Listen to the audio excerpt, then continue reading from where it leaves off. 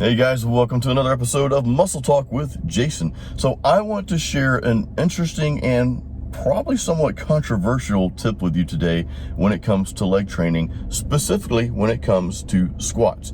And at the end of this video, I'm actually going to share my entire leg workout I did today, which I want you to try. So hang around for that. So here's one of the questions that I've gotten over the years, and it's something I used to really struggle with, is do you have to squat heavy to build bigger legs? And the answer is no, absolutely not. So let's break down two things. So one, lifting super heavy weights, which I'm actually a fan of. I'm not going to tell you to shy away from lifting heavy. There's a time and place for that. However, if your goal is to get bigger muscular legs, going heavy is not necessarily going to do that. Going heavy squats not necessarily going to do that. What will do that is volume and reps. That's going to pump more blood into your muscles, and your legs, your quads specifically, actually have more slow twitch fibers in them, muscle fibers in them. Most people do.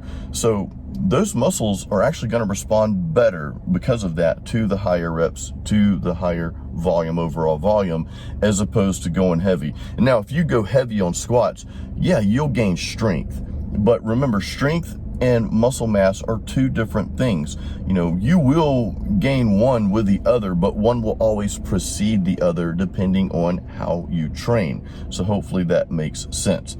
Now, the second thing about going heavy on squats is when I see people going super heavy like that, I usually don't see good form. Now, if it's somebody that's powerlifting, you know, those guys, like in my gym, we've got some powerlifters in there. I see them squatting and they're doing perfect form. They're going heavy, but they don't necessarily have bodybuilder looking legs. Now, that's not their goal, so that's okay.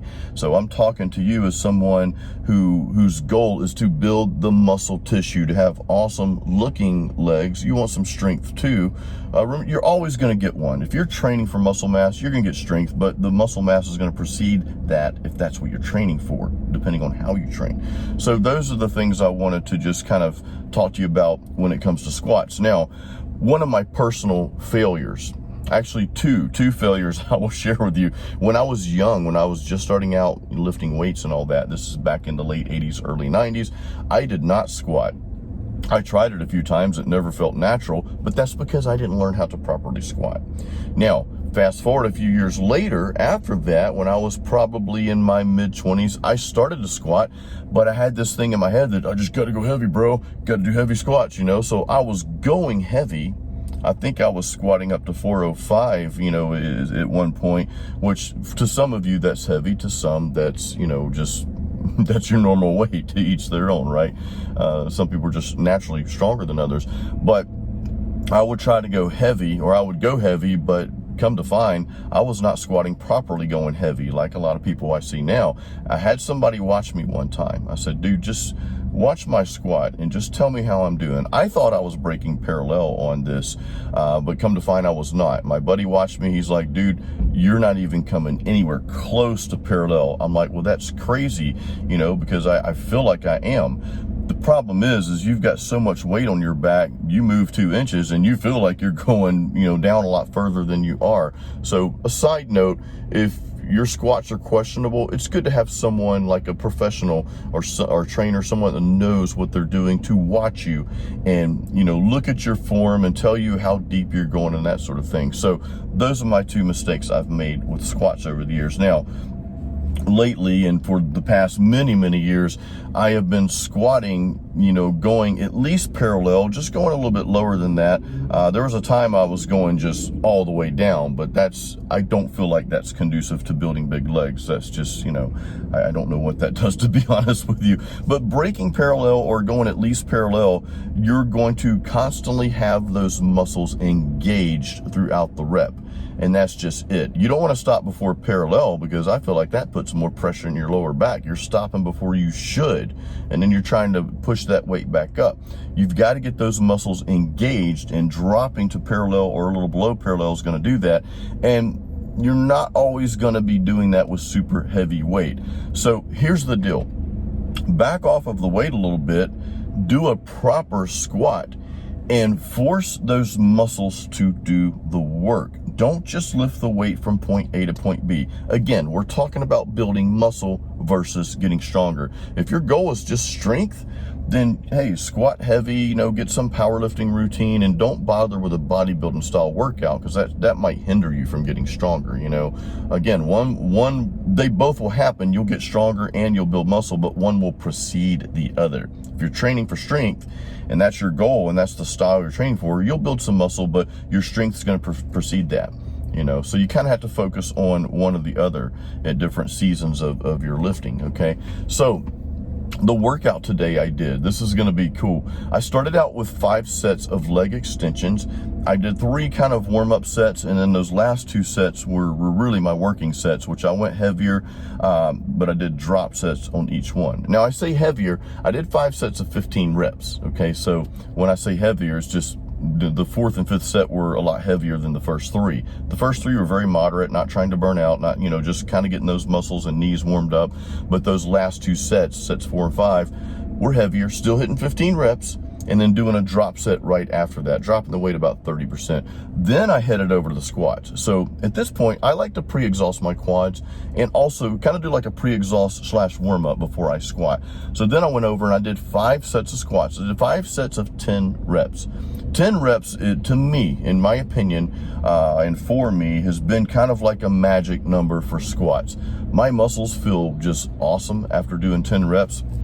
And in 5 sets of 10, now, you know, that really feels good. Now, I did the same way. I used the same weight. I used 225. And again, I'm throwing out numbers out there, not to brag, because to a lot of you can do probably 315 in 5 sets of 10. You know, weight is relative. That's not really what I'm concerned about. I just kind of threw that out there just as an example, so you guys, you know, can kind of like gauge like, well, okay, I can do 10 or 12 reps of 185 or 250 or whatever. You know, choose that one weight and stick with it. Give yourself about a minute rest between those sets, and by that 4th and 5th set, you know, that weight you started with is going to start feeling a lot heavier. And I just get an amazing pump from that, just doing proper squats with moderate weight, not super heavy weight, but not super light either, just a moderate weight. Okay, so then I moved over to leg press. I did 5 sets of 15 there. Now I did go up in weight every set up until the last 2 sets. I stayed on the same weight there.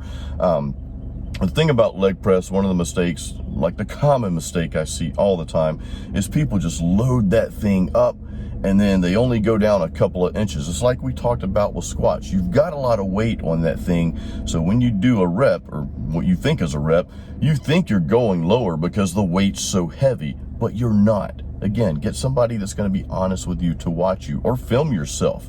Hey, it's good to film yourself sometimes when you're going heavy, just to make sure you're holding your form. You may embarrass yourself, but at least you can look at your mistake you made and correct it. The last thing you want to do is deceive yourself, throwing a lot of weight on the bar or on the leg press and doing reps that aren't really reps. You're not even going halfway down. So, you know, just keep yourself in check with that, okay?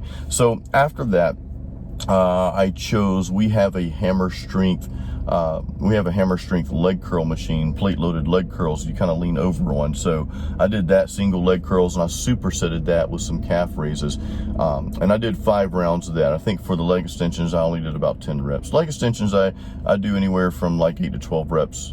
Or I'm sorry, leg curls, 8 to 12 reps. And then for calves, I'll hit 12 to 15 reps. So I supersetted those, and that was my leg workout. So guys, let me know if you have any questions about this, and let me know if this video helped you. Please give it a thumbs up. That really helps my channel.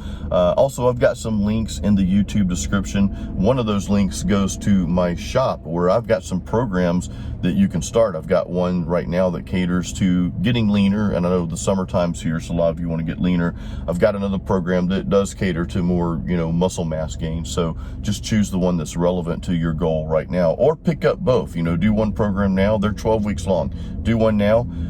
Let's say you want to do the mass gaining one. You know, you want to put on some mass, and then after the 12 weeks is up, you've got the other program to lean out. So they're good programs just to alternate. So guys, thank you for watching. Again, let me know if you have questions in the comments there. And remember, excuses don't build muscle.